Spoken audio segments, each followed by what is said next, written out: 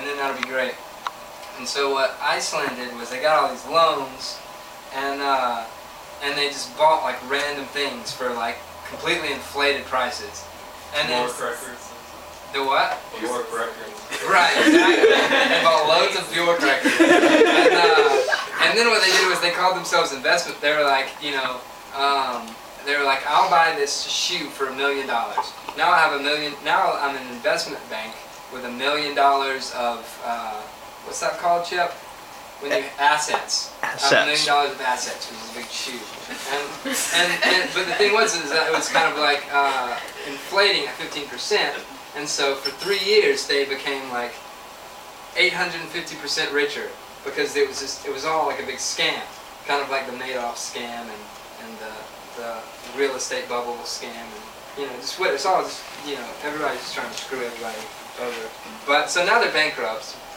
So now you have all these formerly rich people who just have like Land Rovers and stuff, but now they're in this gigantic debt. And so now they're blowing. This is like totally true.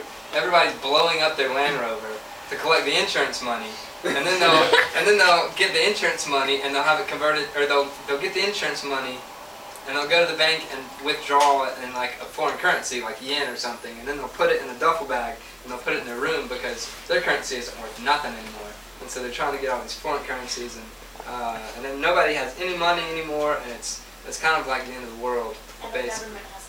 The government has collapsed, and they're instituting a new government, and they had four gigantic banks that were like started.